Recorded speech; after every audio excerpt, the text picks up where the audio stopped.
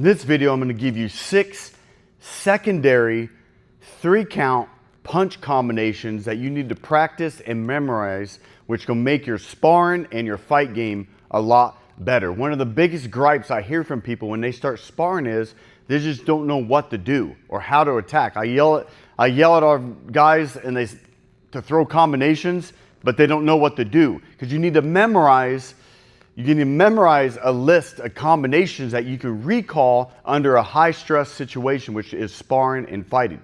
So if you haven't seen my first video, which is 10 must-do combinations, they all start with the jab, okay? And I focus on the 3-count because usually you're done with your third punch, your opponent is either moving or punching back. But doesn't mean you can't do 4-count, 5-count, 6-count combinations. Okay, when you spar or fight, you're going to do a variety of different attacks. Can be single attacks, double attacks, 3-count combinations, maybe 4, 5, 6.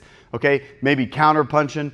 All right, but these drills or these combinations are there for you to memorize, so you kind of have your go-to movements, almost building muscle memory. So the first combination that we're going to focus on is just a cross, hook, cross. Now the reason why I have these combinations as secondary combinations or secondary attacks is because they don't start with the jab. Usually on the outside, I'm going to start with the jab. The jab is what sets the dinner table. The jab gets you close, bridges the gap, okay, sets up your power punches. But these combinations are more auxiliary or secondary combinations that can be used as a follow-up after those 10 combinations, or out of defensive movements where you can go right into these power punch combinations. So the first one's going to be cross, hook, cross. Making sure you rotate and fully pivot out of your fighting stance. So out of my stance, I can step in, cross, hook, cross, and then I can move my head when I'm done, or I can move my feet. You want to do something defensive after your last punch. You just don't want to stand there, okay? Because people are going to punch back where they last seen you. And if you're moving your head or moving your feet, they're going to miss. And they're not going to be successful in their counterattack. So the first one's going to be cross, hook, cross, and then I can move my head. So on the heavy bag, in the first video, I talked about attacking at the proper distance, okay? Because no one in boxing starts off this close to your opponent. Okay, you're usually getting hit. All right, you start from the outside and you got to work your way in closer to your opponent. Remember, your opponent be stationary or they can be a moving target. So practicing at the proper distance is very important when using the heavy bag. It's one of my big gripes of people on the heavy bag is they start at the wrong distance and they don't do no defense. They don't even think about defense after they're punching. Okay, they're just punching, that's it. So remember the proper distance. If I extend my jab out and I'm about a foot away from the bag, that's the proper distance. That's the outside range. From there, I can step in and drive in and hit my opponent. So basically, I'm one step away from hitting my opponent. Now, these secondary combinations, I can be a little bit closer because they're power punches, okay? Usually, if I do these combinations, I'm closer to my opponent. So I can be closer to the heavy bag now, okay? If I do want to do these on the outside, I have to step in when I throw them, okay? And there's nothing wrong with that. You should do both. But for the sake of the video, I'm going to be a little bit closer to the heavy bag now. So you can see now, if I extend my jab out, I touch the heavy bag. That's my power punching range. If I can extend my jab out and touch the heavy bag, that's my power punching range. If I'm on the outside, I extend it out, I'm on the outside. That means I have to step to hit my opponent. So first combination on the bag is going to be that cross, hook, cross. I'm going to get into my good fighting stance. I'm just going to rotate, cross, hook, cross, and then move my head. Okay, move around the bag. Cross, hook, cross. Very important that I focus on rotating and put my body weight into each punch and breathing out when I punch. So the first combination is cross, hook, cross. The second combination is just going to be the opposite of the first one. The first one is that cross, hook, cross. Now this one's going to lead with the hook. Hook, cross, hook. Normally you don't want to lead with a hook, especially if I'm on the outside. If I'm on the outside, I don't want to step in with a hook. okay? But like I said previously, these combinations are like auxiliary or secondary or follow-up combinations. So let's say I slip a punch, now I'm in perfect distance to throw these combinations. So it's just gonna be a hook, cross, hook. From my stance, I'm gonna hook, cross, hook. Now I can just hook out of my stance, throw the cross and then the hook, or I can add a little load or a slip and then throw the hook, cross, hook. Same thing in front of the heavy bag. Remember, I'm a little bit closer now.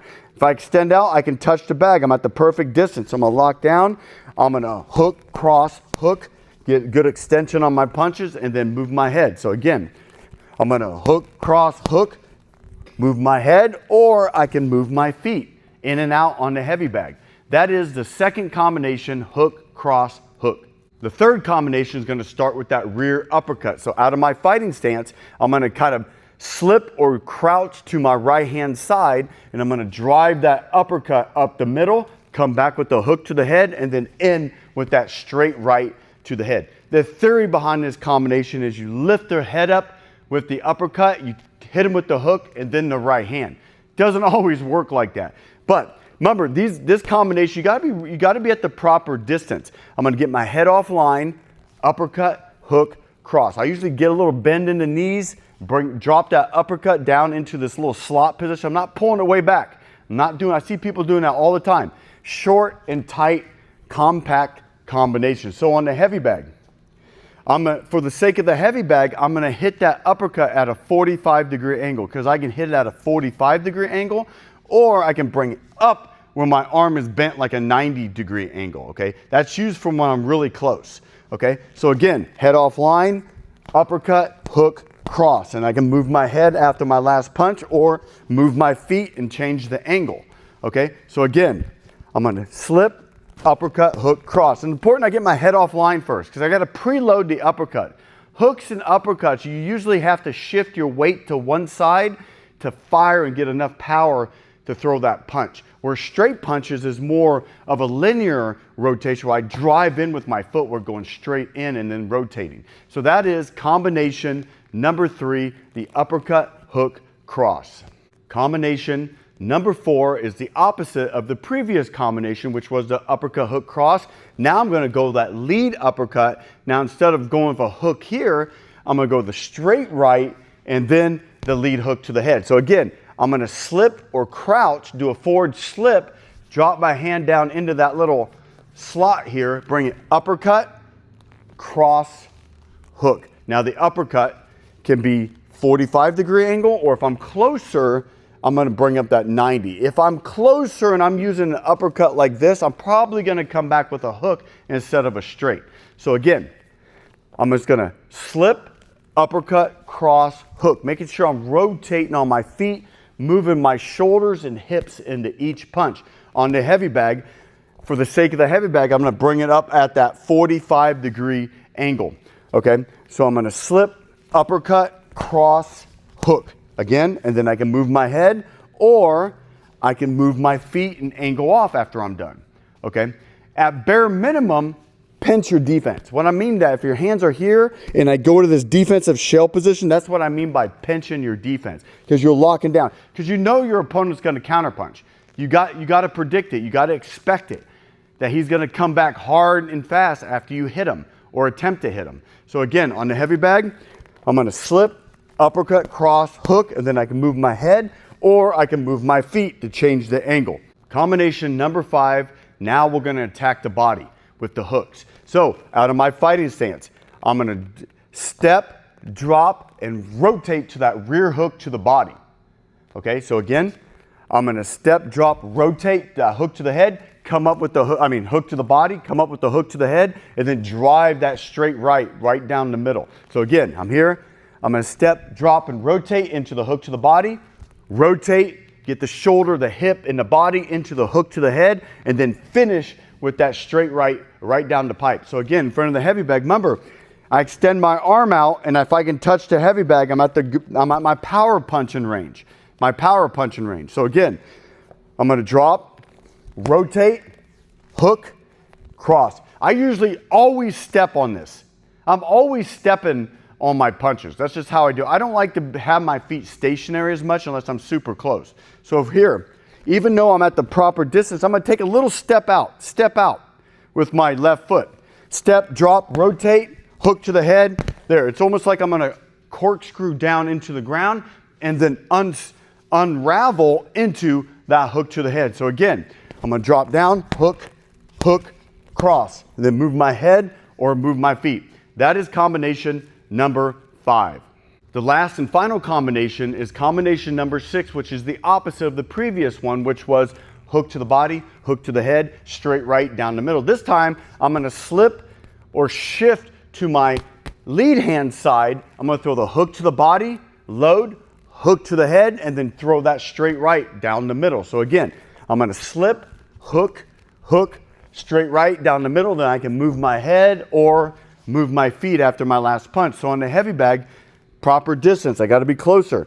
I can actually step and slip. I like to step and slip in, or I can just slip, hook, hook, cross. Now, mind you, on the body hook, I can throw more of a shovel hook, which comes up at this upward angle, or I can do an outside hook, hook, hook, cross. Whatever you like to do, play with both of them, find out what works best for you. Usually, if you do more of a shovel hook, that's designed to go right under the elbow. Okay, where the outside hook is designed to go right behind the elbow in that little pocket there where the liver's at. So that is combination number 6, which is that double hook and then straight right down the middle. So that is the 6 secondary combinations.